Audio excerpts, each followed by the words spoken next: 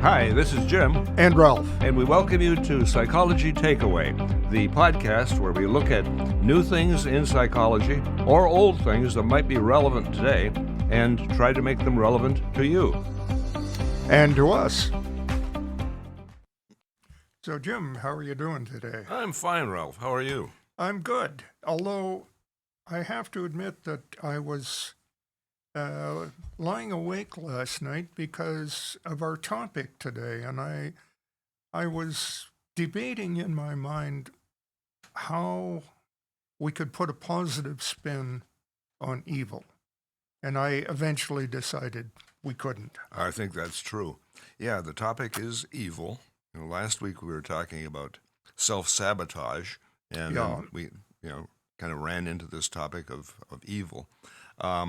Now, you were, as your homework, you were to get the derivative of the word evil. Yes, and I did, and it's kind of interesting because in Old English, the original of evil was Y-F-E-L, evil. Evil. And that goes back to Old Dutch, Mm-hmm. which goes back to Old German, which goes back to languages in the Balkans, which goes back to languages over the Mongolian steppes. And basically, what we look at is every culture Has this has the concept of evil. Mm-hmm. Now, as you took a look at the steppes in Mongolia, etc., I assume we're going back in time. Yes, Okay, and so Old English, we're talking about the basically 1200s, 1100s, in around there. And then we keep going back, And probably. we keep going back. And so we end up with, I'm not sure that we could say we end up with cave people, but we certainly end up with the first cultures having the concept of evil. Yeah, and perhaps passing it on through oral means or even writing it out, right? Yeah. Okay. And, as we got to some of the Middle Eastern countries, there were a number of religions, both polytheistic and monotheistic, i.e., many gods and one god. Basically, what they ended up saying is, evil was either the bad god, if you had polytheism, or it was some sort of thing that a fallen angel or a spirit of evil existed in the world. God was stronger, but evil subverted people. Right. Okay. And the idea that we had free will was very important. So we could choose to be good or evil. Or evil.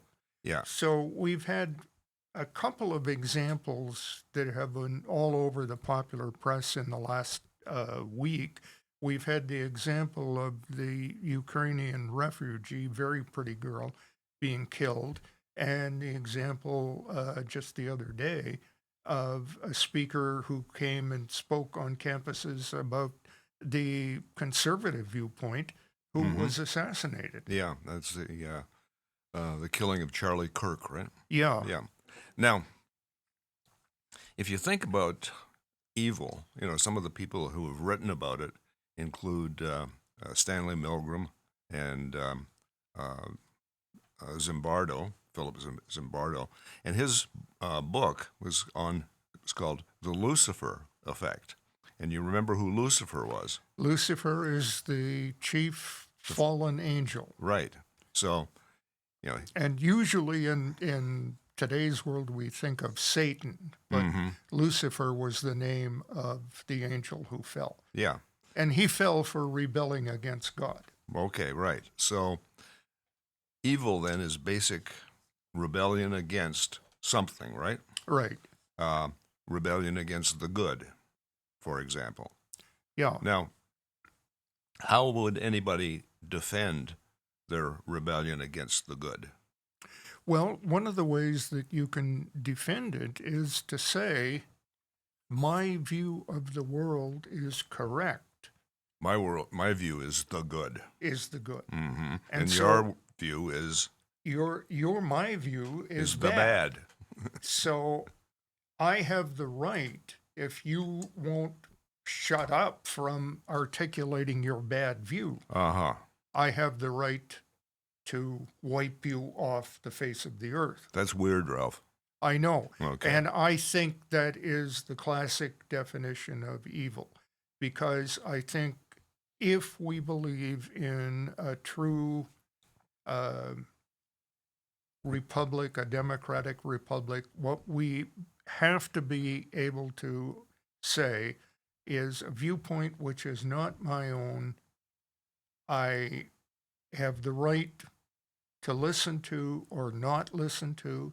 I have the right to debate and show the other person why they're wrong, but I don't have the right to wipe them off the earth. Okay. I totally agree, and there was something Hi, on the- Alex. hey, good morning, guys. There was something on the news this morning that was talking about how it's unfortunately not that new, even in the United States, because although we've always been, freedom of speech, or at least we say we do on paper, even anti-civil or anti-slavery abolitionists were getting assassinated. Yeah. Mm-hmm. So it's not And, anything new to assassinate somebody with. And it's evil. I Abraham totally Lincoln agree. It's is evil. the classic example. I mean, and the thing is that we have, and this kind of gets into a controversial thing. We have the right to bear arms. Now that was put into place originally as the Second Amendment to design a way to have the ordinary people able to fight a tyrannical government. So if the president and the government ever became Yeah, a little tyranny, fail-safe, a little, check on power. Yeah. Yeah. So we could organize all our farmers and we could come with our shotguns and say, okay, we're taking you on because Like what happened in Nepal just the other day, too. Yeah. So the thing is that now that freedom has been seriously abused Yeah. by absolutely. people who say, I can't out debate you.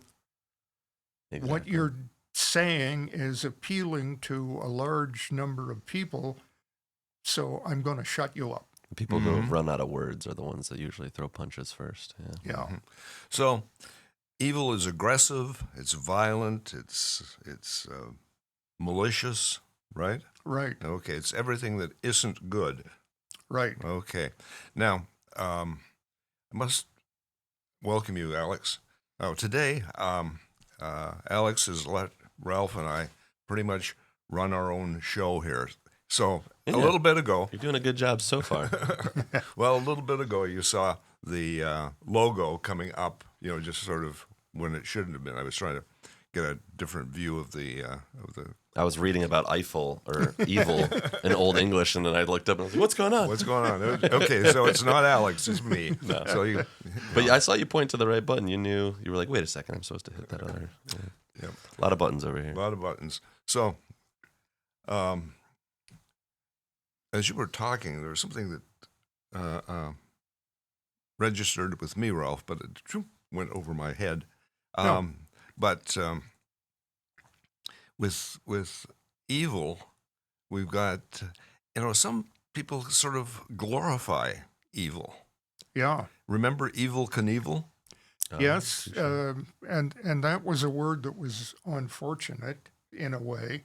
I mean, you could say trying to jump the Grand Canyon on a motorcycle was seriously stupid, but, it wasn't evil. Okay. Yeah. But he was a daredevil. Yes. Oh, good. Is that where point. it came from? Okay. Yeah. Yeah. Well, let's take a look at that one too. If you look at devil, what's the word that's after the D? What's Got evil in it. that's Devil, the word. yeah, evil. Evil. Yeah. Yeah. And unfortunately, some people have made the connotation that evil and Eve are cognates, but they're Uh-huh. not, Okay. Yeah. Yeah. So it wasn't that Eve was evil. She didn't do it maliciously. She didn't do it intentionally. She Yeah. was tricked or persuaded by evil, maybe. Maybe the Persuaded by snake evil, was yeah. evil. Mm-hmm. But in that, the form of a snake. so you're saying that although she was persuaded or tricked, she herself was not evil. Yeah. Yeah. She made a mistake. And the interesting thing about evil, Ralph, is that, as in the Eve instance, it starts out as being sort of, I don't know, kind of good or rational. Hey, I can eat this thing, I can eat this apple, I can do this thing, whatever it is. But then I find, I can smoke a joint. Then I find myself, 3 months later, dying of fentanyl overdose. Yeah. And, Slippery slope. the Slippery slope. the thing is that the people, and I don't understand in my own mind quite how you rationalize this, but the people who sell drugs, which they know to be addictive, they know to be the kind of drug that demands increasing doses for the same high. Yeah. And they say to themselves, well, if I don't do it, somebody else will. Or, hey, I'm not forcing the person to do it. It's their choice, their free Yeah. will. Yeah, their free will, so they have Yeah. the right to smoke a joint. When you're seriously addicted, you don't have a lot of free will left, I must say. Yeah, yeah. Yeah. And I guess my thing on that is to say those people who engage in the sale are Evil. fit my definition of Of evil evil. people. Yeah. They're not doing things for the good. Now, I want to switch entirely, Ralph, and talk about something that I did not warn you about ahead of time. Okay. That's evil. Sorry about that. There were 2 reports that came out this week, both of which, I don't know, stopped me in my tracks. Now, I'm teaching one class on campus. It's a developmental psychology class. We're in week 3, and so we're looking at the child age birth to 2 years of age. Okay, so the young child. And both of these reports has something to do with young children, which really doesn't happen in the news very often because Right. young children, they're not a constituency. They can't vote. They can't spend money, although their parents could spend money, I suppose. And both of them had to do with child health. Okay. The UN, through UNICEF, came out with a statement indicating that the majority of children in the world, not just the U.S., were obese by definition. It used to be that kids were stunted. They were starving and they were. Yeah. But now they're obese, and what does that do to kids? Well, we're seeing diabetes at an earlier age, heart disease at an earlier age, other chronic diseases at an earlier age. So I'm thinking, wow, that's pretty evil. But the other one that came out was from Health and Human Services, Robert F. Kennedy's group, saying we have to restore health to America. We'll make America healthy again, right? You've heard Right. that one. MAHA, not MAGA, but MAA. Maha. Make America healthy Maha. again. Okay. And it was not a huge report. It was only 76 pages long, but the report cataloged essentially is the same thing that the UN report cataloged.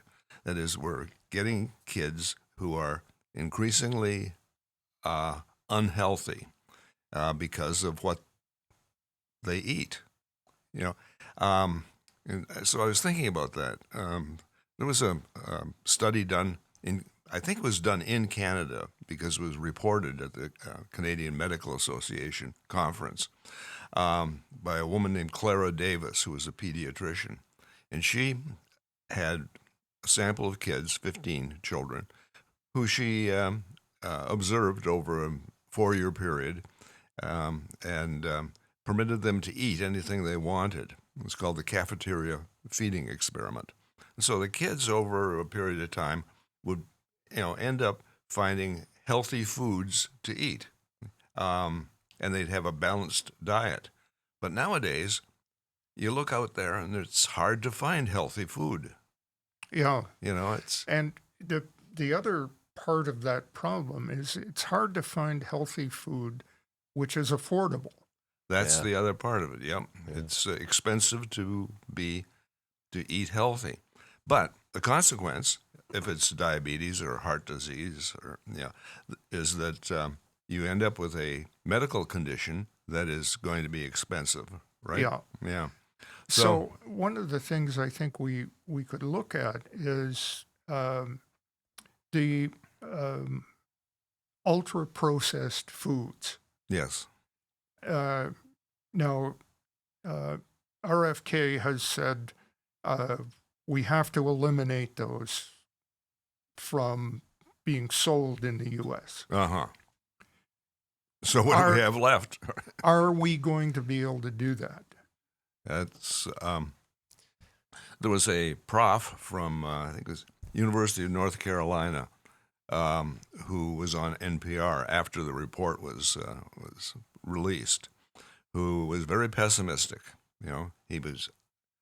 We don't have him here under the Learn More notes today because the notes are all on evil, but maybe we'll stick him up next week. You can listen to him on NPR. But he says that we know what we're doing. We know we're poisoning kids, and we are going to continue to do it because of the profit motive. Okay, so that gets us back to evil. Yeah. Are Profit. the people who are running these factories that are producing ultra-processed food, which we know to be harmful for children, are they evil? Yeah, that's a great question. Mm-hmm. I have another example of the same kind of a situation, but when it comes to go ahead. When it comes to medical, do you guys remember that morning sickness pill that was released in Germany and later on in Canada? Thalidomide, exactly. Yep. Caused a lot of birth defects, and it was even seen generationally to cause issues. The grandparents, as they were calling them, of thalidomide users, or grandkids, I mean. And they knew it. They knew it for a long time, and it was still sold for 30 years. Yeah. Is that not evil? That's evil. That's evil. They knew, but because of profit, because they were going to make a ton of money off of this morning sickness pill. And there's an interesting film out right now, which is called The Cure. And it's a film that basically a bunch of researchers have got together, and they're working on a cure for cancer. Well, that's laudable. And they discover that the organization they're working for has found a cure for cancer 11 years ago. It's not laudable. And has not released it because the drugs that they are selling for treatment of cancer are making them so much money that if they released the cure, then nobody would get cancer, or if they did, they'd be cured. And so the profit for the company would go from billions to zero. That's what a lot of people cynically Okay. joke about. There's a lot of money in researching it and treating it, but no So, money in cure. The way the owner of that company is portrayed, he's pretty clearly an evil person. And he does everything he can to foil the two researchers who have discovered that this exists and want to release it for free to everybody. Mm-hmm. And, the film develops as they chase around trying to... Okay, this is called The Cure. The Cure. Okay, so is it going to be in movie theaters? It was in movie theaters. It's now one of the YouTube movies. I don't like watching scary movies. I don't think I'll watch it. It's too real. Too real, okay. And the thing is... Have your 7-year-old daughter watch it, and she can then, tell you what it's all about. No, okay. The thing about it, though, is, there's... So you say, well, that's an exaggerated example. That would never happen. There is no cure for cancer. It's not that far-fetched. That we know. It's not that far-fetched when you but see the evil in... it's an analog of the ultra-processed food. And or the tobacco, greed, for just- that matter. Or tobacco. them. Yeah, The I mean, greed. for how many years, like 40 years, the tobacco lobby 9 out of fought- 10 doctors like Camel cigarettes. Now they're making smoking devices for kids. You can't see those vape things now and tell me those aren't for kids. They're colorful. They have all these different flavors. Yeah. They weren't allowed to flavor and market cigarettes to kids, but now they have video games in some of those vape cartridges.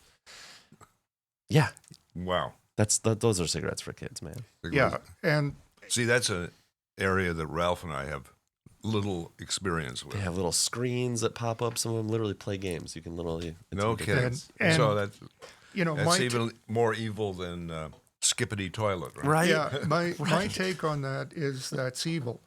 But here's the question. We go back to Charlie Kirk being assassinated, or Yeah. that young Ukrainian woman being killed. Epitome of evil.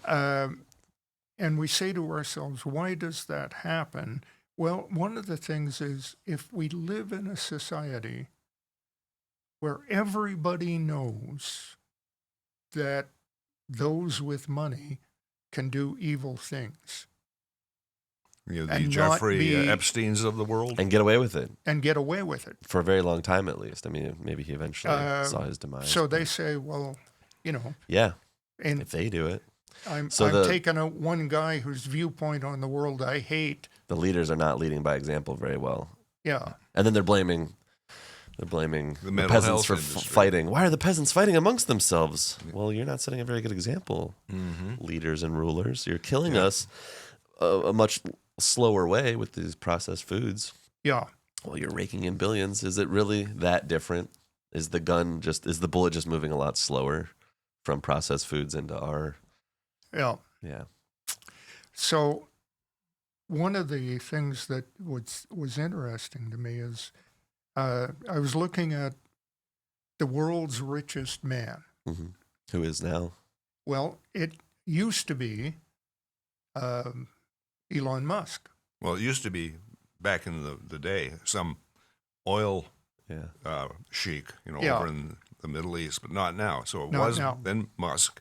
So So somebody's now it's taken over Musk. from him, right? So as of a couple of days ago, it turned out to be a guy who's in the large-scale computer business, like does all kinds of Yeah. stuff with. Well, he was Larry Ellison. Larry Ellison, He's yeah. the CEO of Oracle. Oracle, yeah. Oh. And here's the thing. Larry Ellison made in his personal portfolio $1 billion in one day. Well, don't we all do that? No, I've never done that. Now, here's the thing to me, that it is an example of how those people at the very top make inordinate amounts of money, and those people in the middle class look at them and say, there's something wrong with that. Nobody should make $1 billion in one day. Mhm. If you make $1 billion in one day, you should take 750 million, because you're already a wealthy man, Yeah. and distribute it in some way that does good. Do something good with it. That's all we ask. Yeah. Some would say that some, societies thrived in the past because they were focused on everybody getting what they needed and having enough. And we very much live in a greedy society these days. Yeah. Yeah. Well, there's the free will thing. We're not going to take away his $1 billion because, Sure. hey, we can all possibly That's earn the, $1 billion that's someday. the tantalizing That's lie the above our yeah. heads. Now, one of the things that experiments that come up when we talk about evil, we're not talking about food anymore, is the Stanford prison experiment. Remember Okay. that one? We have two groups of college students, randomly selected. One group are inmates, one group are the guards, the custodial people. Now, it's an experiment that Zimbardo did. It's supposed to last 2 weeks, and it was closed down after about 4 days. Okay, we don't do that in psychology. We don't curtail our experiments unless something really is going badly, okay? Our rats all die or something like that. But in his case, they redesigned the basement of the psychology building to be a prison, and they watched the inmates and the guards. And the only instructions were, you are going to be an inmate and you're going to stay in your cell. Oh, they're making, I don't know how much they're paying these people, $100 a day.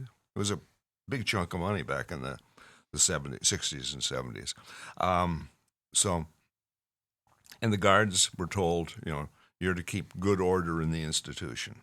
Well, by the 4th day, the guards are sadistic. The quotes inmates are becoming emotionally disturbed, and the experiment is terminated.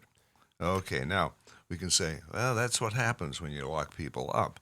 And give them very little instruction. Yeah, that's the deal. There was no intake or training. Yeah, I've worked in prisons for 5 years, and I never saw that.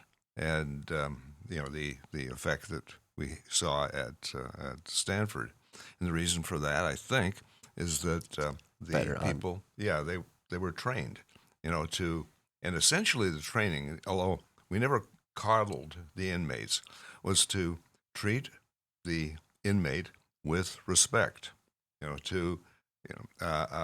treat the inmate as you would want to be, treated. The core principle. Yeah. So I think we can relate this back to the food thing, Ralph. Feed people the food that we would respect and respect their personhood, knowing that if we feed them garbage, what's that computer thing? Garbage in, garbage out? Yeah. So maybe the opposite of evil isn't good, but it's respect. Maybe. Respect. Yeah. Certainly it's part of good. Now, there's another thing that goes along with the Zimbardo experiment, and that is a real-world thing that is written up in a book called Ordinary Men. Yeah, I have that underneath in the, I didn't call it Learn More. I think I call it Think About This. Yeah. So get the book. Go ahead and talk to us about it. Well, it's a book about some prison guards which were looking after Polish, Jewish, gypsies, homosexuals. Yeah. And so we're talking Holocaust guards, aren't we? Yeah. Okay. So these are guards during the Second World War, and they're looking after what the Germans would have called the Untermensch, the people who were not quite human. And they started out just ordinary, very nice, good doing policemen. They were put in charge of this prison. Called By the Auschwitz, time they right? were finished, they were all committing war crimes. But they, defended themselves by saying, what? I was just following orders. Yeah. Which is the classic defense.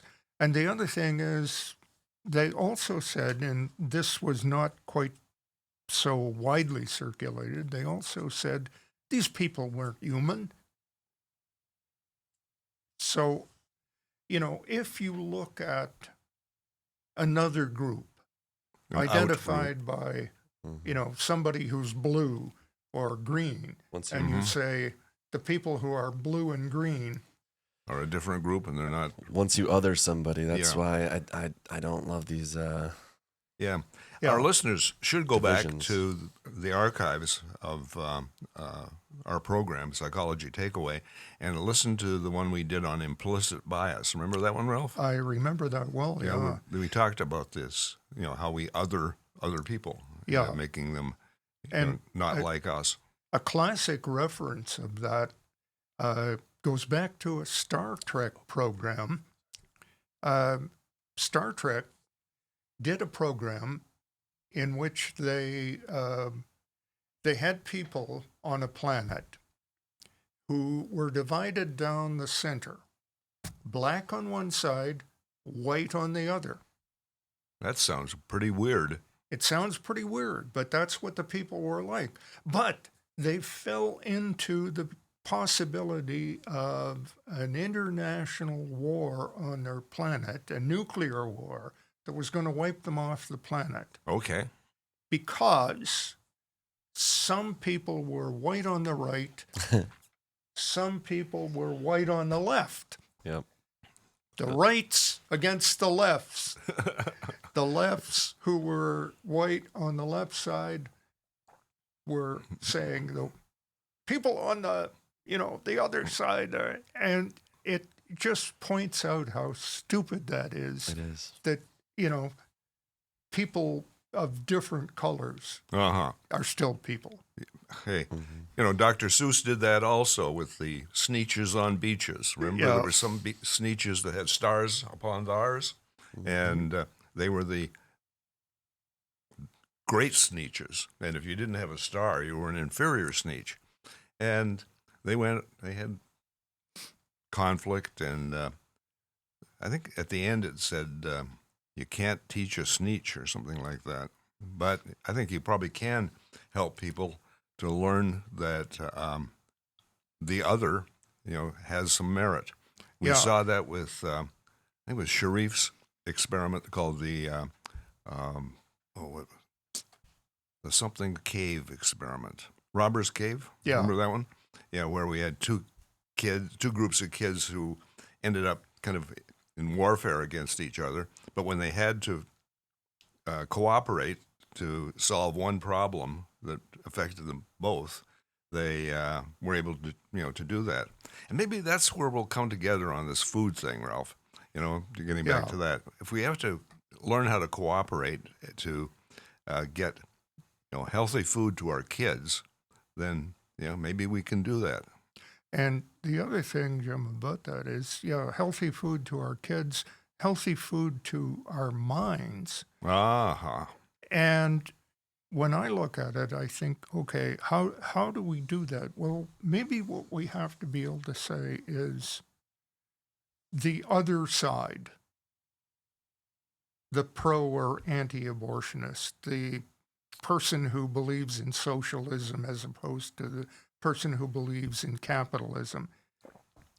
We have to be able to listen to them and say, I think in this part of your argument, you have some good points, but you're wrong here. Okay. Rather than saying, You're wrong. you're wrong. Yeah.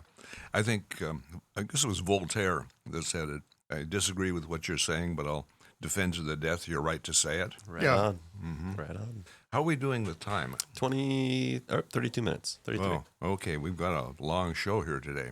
We do. But evil has been all with set us up. forever. So it deserves a long show.